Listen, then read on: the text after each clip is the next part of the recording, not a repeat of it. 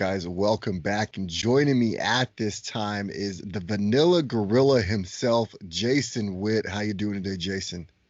I'm doing well, man. Stuck in quarantine at the UFC hotel, but other than that, I'm not too bad. What about yourself?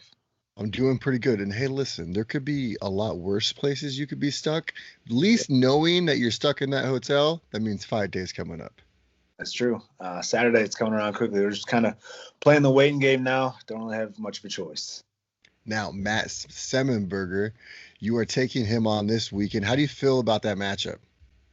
I feel it's a really good matchup. Big guy, tall, kind of striker, sticks to the basics of the 1-2-3s. Really doesn't set up a lot of stuff. But for me, I feel like my game has progressed a lot, and I feel like in a striking standpoint, to beat me, you have to have a lot of different things, and he doesn't have those. And for me, I throw a lot of different strikes and set those up into blending with my wrestling. And I think with my blending of wrestling, striking, and jiu-jitsu together is really going to overwhelm him, and I'll be able to kind of dictate where the fight takes place at. Yeah, and then I feel like watching your team collectively, you guys have had really good footwork here in the past couple of months. Yeah, that's kind of a testament to the coaches we have at the gym. James Krause, we got Jason High, and Austin Ford's a boxing coach we brought in a couple months ago. He used to train with James Krause quite a bit. And if you've ever seen James Krause fight, he has phenomenal footwork, always focusing on that. And then Austin Ford works on that really a lot too.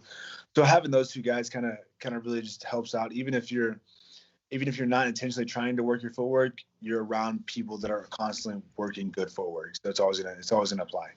Yeah, it's definitely good. Iron sharpens iron. Having guys like that in your corner must be very helpful for you. For sure. Now, Glory MMA, how long have you been there for?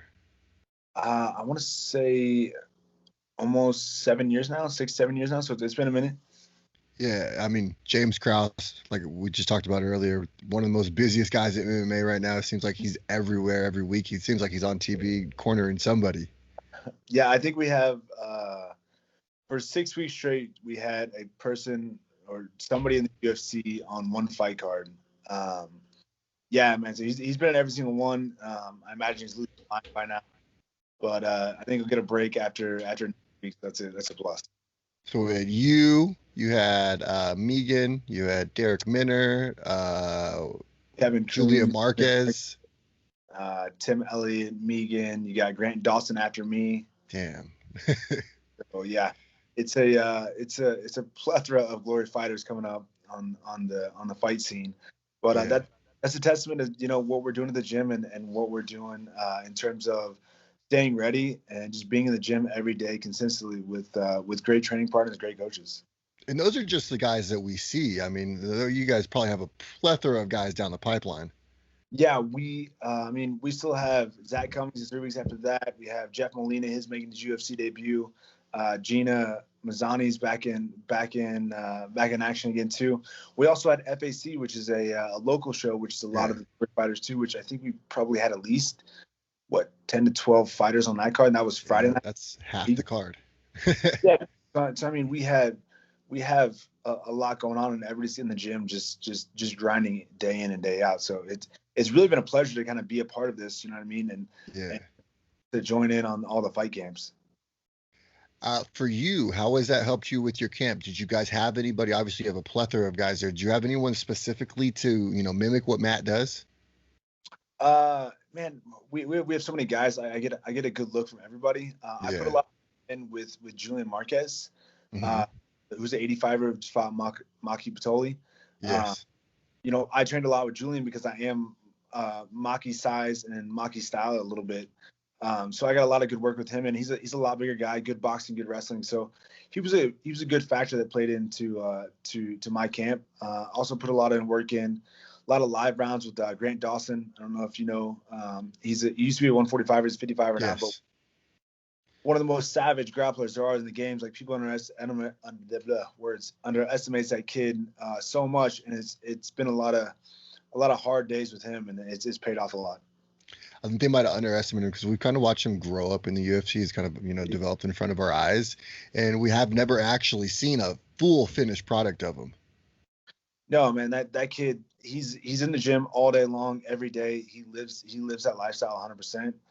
And I've got to watch the kid grow up, like, just personally, like, not Yeah. just age. Like, I've watched him going from kind of an immature kid to an actual full-grown adult, which is a pretty cool thing to see too. Well, I mean, just watching all these guys just develop for you, is it kind of motivating to, you see the guys at the top now and you can make your way there. No problem. It is motivating. I mean, it's one, it's good to see amateurs coming up and learning stuff. It's good to see the guys that you put in work with get the respect. It's motivating for me just to one, make it to the UFC and finally understand that, like, I know I belong here. I know this is where I should be. And even though like, I won the last fight, a lot of people are like, well, you learn a lot more from losses. Why didn't I took that win and I really kind of ran with it, and I went back into training camp and wanted to push harder to get better. Yeah, definitely. I mean, you went in your very first octagon appearance, you lost in 48 seconds. Obviously, you said you learned more from your win, but did you learn anything from your loss? What were the things you were able to pull out of that? Yeah, I mean, just staying mentally prepared. That was something I didn't really get a chance to do. I'm not making excuses. I lost that fight fair and square. Tops did a really good job. Just it kind of just told me that, hey, like, this isn't that much different than the local scene. It's really like, it's a fight's a fight when it comes down to it. Like, the mental game, the mental preparation of walking into a cage and fighting a human being, it's still the same. There's no different pressure. There's no different anything. It's the same when you walk in. And it showed me that even though I lost in 48 seconds, I know I belong in there. I know that I'm comfortable in there, and I can implement my game plan and be an actual, like a really good fighter in the cage. Speaking of game plans, without going too deep into what you have planned for Saturday, what is your game plan for Matthew? Yeah, like I said, I'm really good at blending striking, wrestling together, and that's what I plan on doing. I really plan on putting him against the cage, kind of hold him down, taking him down, and then round 2, just TKO on the ground. I think that's where I'll end the fight. I just want to point that out. If you guys didn't catch that, my man said, I'll tell you everything. It doesn't matter because he's not going to beat me anyways. Look, I'm going to tell you what I'm going to do. It's your job to stop it. Exactly. You've been, you said you evolved your skills after you won against Cole. What were the things specifically that you tried to work on, though? Yeah, at this level in the game, it's not really like picking up new things. Like, I'm not gonna do new things or see something that's like I've never seen before in my entire life. It's more just refining the details of what I've done. I spend every Friday morning with Jason High working on just fit-ins and just working little fit-ins, meaning like just setups into takedowns, setups into strikes off takedowns, strikes off like a lot of those things, a lot of wall things. And those little things just really added levels to my game, and that's made a huge difference in my game in terms of what I can do. Now, how was your weight for this? 170. Yeah, but no, how was your weight? Oh, how's my weight? It's Yeah. good. Yeah. It's one. Like I said, I made 170 on pretty much 12 hours notice. So 170 is not a huge thing for me. Have you ever had problems making weight, or is that normally something that you have pretty much under control? I fought at 55 a couple times, and I've missed weight at 55 once. 58, fought at 60, fought at 62. I fought 64. I've been all ranges of 170 and 155.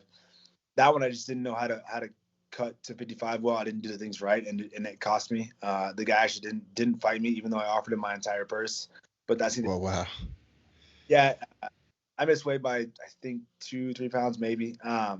But besides that, no, 70 has never been a hard weight for me to make at all. 170, is that what we plan to see you in the future, or maybe could we see you dabble in the 155 pounds? There's been a lot of talk of me going to 55, and that's something I need to do. I need to go to the institute and kind of do the tells me, hey, can you make 55 or not? Yeah. And it's not, if you want my honest opinion, it's not something I want to do. It doesn't sound fun to me. I enjoy the 170 lifestyle. I enjoy eating what I want to eat when I want to eat it. And I eat pretty healthy and clean as it is. But at 55, like 15 pounds is a huge difference. It really is. Like the 165-pound division for me would be perfect. Like that's where I think I belong. But what's your walking around weight? 85. Okay, so yeah, 70 is not too far. No. 70 is pretty easy. But you know, for my size and my frame, I'm not a big guy. I'm a muscular Mm-hmm. guy. I'm strong. I'm athletic, but height-wise and frame-wise, I'm really not that big of a guy. So if 55 is what's best for my career, what's best for my future, that's what I'll do. But you know, if we have problems making, then it's really, I don't see the payoff. I don't get thrown around at 70. Yeah. You see me fight Cole Williams. He missed weight, so he was a lot bigger than I was, and I picked him up and carried him across the cage. So 70 is not a problem either. Yeah, I like that whole picking up and carrying him across crazy. I thought that was super smart. Dump him right in your corner. You had everybody there to tell you what to do. Was that something that you guys work on in Glory? No, not at all. It was an instinct. I didn't even think about it. And James Crawford bring him to me, and my first thought was just bring him right back to that corner. You know, Right. it's very it's very disheartening when you just got beat up for 4.5 minutes and you get taken back and put in that bloody mess and then get recycled onto the whole thing again. It's very disheartening, and that's what I enjoy doing. You've been in MMA now for a while. What was your inspiration of wanting to join MMA? Man, I've always wanted to fight. Even when I didn't know how to fight, I thought I could fight. I always enjoyed competing. I always enjoyed, no matter what it is. One of my clients asked me that, they're just like, do you like competition and everything, or is it just fighting? I'm like, it's everything. Like, I like competing and everything. And fighting's just that. It's the number one competition. It's you versus the other person. I don't like team sports because I don't like the fact that if I'm working 100% and you're working 50%, we lose. Yeah. I can't control that. But in the cage, it's you versus the other guy. It's you versus you. So I just enjoyed that competition aspect of it. Where'd you get your start? Yeah, that was a combination of a lot of things. It really was weird. My uncle used to be a professional kickboxer and boxer, so I started training with him one day. And this is like within a month span of each other. Started training with him, and then my neighbors were doing strength conditioning across the street, and they're like, "Hey, do you want to come strength conditioning with us?" I'm like, "Sure." They're like, "You should go to this gym." So I trained with my uncle. I was doing strength conditioning with these people, then I went to this MMA gym, and I like all within a month of each other, and it just kind of all culminated into me taking a fight. Lost that first fight, and being 21, 22-year-old cocky asshole, I couldn't figure out how I lost a fight, so I just kept training more and more, and it just turned into what it is now. So what was that, about 10 years ago? No, I'm old as shit, man. Well, you're No, what, 34, 35? 34. 34. 34. Yeah. You're 12. not that old, bro. You're like right at the prime of your career. Sometimes I don't feel that way, but you're right. Listen, 30 is the new 20, all right? Fair statement. I only say that because I'm 32, so I'm just trying to get back with you, all right? For you, when did you take your first fight? I don't know when that was. Yeah, I was 22, so 12 years ago. Instantly hooked? No, I hated it. I hate losing. It was terrible. It was terrifying. I pretty much blacked the whole first fight out, and then I was like, man, I don't like losing, so I had to like figure out how to get better. I guess because I'm instantly hooked. I was instantly hooked to training. I fell in love with that part, and then I just kept training and kept working, and this is where I'm at now. Just wanting to get better and just grinding. Where was it for you when you really realized, like, hey, I could make a career out of this. I can make the UFC. There was never like a light bulb moment. It never really hit me. It was just I knew I was good. I knew I was good at putting all this together, and I really enjoyed it. Mm-hmm. And I guess you could say once I got to the UFC, like I knew there was a point a couple years ago that I was like, okay, like I know I'm good enough to be in the UFC, but I just got to keep pushing, keep pushing through. I took the hard road to get here. I really did. I've been in this game for a while now, and I'd go on a 7-fight win streak or lose a fight, and it would just be disheartening. And I'd like, there's a couple times I'm like, is this what I should be doing? But at the end of the day, keep grinding and you get that phone call from the UFC saying, hey, this is where you belong, then it makes all that worth it. Now, let's talk about that phone call, man. How was it for you to finally get that phone call? Stressful as shit. And you had a couple days, right?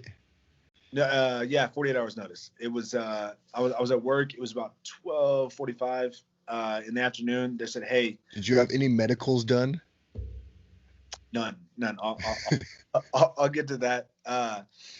Hey, drop everything you're doing. Get to the airport. Like, don't even go home and pack. Just get to an airport. I had 6 clients. I'm a personal trainer.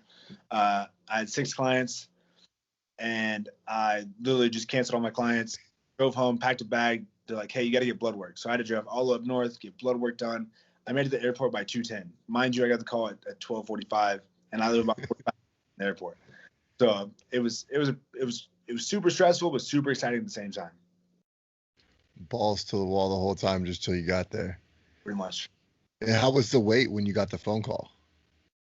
I was only like 12 out. That's not bad. I was eating Chipotle. So, let me put this down real quick. Hold on. Chicken guac while I got the phone call. Obviously, you fell short of that. You got the victory in the next one, though. And really, when they say once you get that victory in the UFC, it really shows that you belong on this level. Do you feel like you belong on this level with everybody else? Yeah, I've always kind of like for the past couple years, I feel like I belong there. I've trained with a couple guys out of the in the UFC, and I knew I was close to them. I knew, for me, it's not my skill level; it's more my mindset. Mm-hmm. I really think over the past couple years, I've really accomplished kind of solidifying my own self in my own head. If that makes sense. No, definitely. A lot of this game is mental. I don't think a lot of people understand, especially from the outside looking in, that this is much more mental than it is physical. I mean, even just stepping in the cage is a huge mental battle. A lot of people, the weight cut is a big mental battle. It's a lot of huge mental battles. For you, if you could see a younger Jason in front of you, what advice would you give him? Man, somebody asked me this question the other day, and I was like, man, I don't really have I honestly, like, just staying consistent and being in the gym, like knowing, like enjoying the process, enjoying the fact that like the more you train, the more consistent you are, the better you're gonna get, and enjoy the process, not like the destination, not like each fight. Enjoy training and enjoy what you're doing, and that really pays off. I'm a firm believer in everything happens for a reason. So I really think that just being consistent with what you're doing in the process, that it'll pay off. Now, we know what you like inside the cage. What do you like outside of the cage? What do you do in your spare time? What do you do to relax, get away from everything? Yeah. So, 2020, I opened my own personal training studio in Overland Park. Nice. So I was a personal trainer, and then I bought the gym. And so I'm there most of the time. I work, full-time job, 40 hours a week, but I love doing it, so it's really not considered work. Married, have a dog, and enjoy playing with that guy. And then, pre-COVID, my wife and I used to love going to the movies. We'd call it a sweatpants Sunday, which we'd go out and do stuff, but we wouldn't put anything else on but sweatpants. Just kind of a nice, relaxing sleep in, go to the movies, enjoy, a dinner or just a day out. And we can't do that anymore. So we're just kind of chilling. We enjoy bonfires at the house, so a lot of fun. Yeah, you just got to enjoy the little things sometimes, especially right now with everything going on. Yeah. I don't want to take too much more of your time, man. I know you're super busy with fight week going on. Before I let you go, though, I want to give you an opportunity to give a shout out to your teammates, sponsors, loved ones, anyone that's really helped you along your MMA journey. Yeah, man. Everyday Glory MMA and Fitness, from James Krause to this man over here reading the book, Jason High. He's been a huge part of my career. Austin Ford, Grant Dawson, Everyday Glory MMA and Fitness, Iridium Sports Agency, Jason House, Jacob Paraga. They've been a huge help and some of the best in the business. For sure. Damage control mouth guards, work company, everybody that's helped me out quite a bit. Lay Right, they make my hair look good, so I gotta give them a shout. No, man, I'm just fortunate to do this game and appreciate you having me on this, man. I always enjoy talking to people. Now, say I'm in the Kansas City area and I want to get some personal fitness done. Where can I go? Fit House KC. I'm the owner. It's in Overland Park, Kansas. Fit House KC. It's a place to be. Do you have a website or anything? There's a website, fithousekc.com. Excellent, man. Like I said, I appreciate your time. Thank you for taking this moment with us. I know how super busy fight weeks are for everybody, but I guess you guys are just chilling right now, so it's kind of easy. Yeah, I think we've watched 2 movies already. I think High went and tried to go and run. They're like, you can't leave. I just want to run around the parking lot. He's like, no, you can't leave. It's like, shit. Just like pace back and forth in the room. I guess that's all you guys can do. Yeah, pretty much. Do they give you guys like a little sauna or something to chill in? We do, but I'm not cutting weight right now. I'll save that till Thursday. Far away from a sauna or a bathtub or a hot tub or whatever I got to do till Thursday. I don't want to think about it right now. Hell yeah. Well, get back to watching some movies. Enjoy your time. Hey, maybe go take a walk around the Whole Foods or something. Just go run around the Whole Foods. That's what we'll do. There you go. You got All it. right, man. You have a good day, and I will definitely we'll be talking after this fight again. Sounds good, man. Appreciate you. Take care. All right. You have a good one.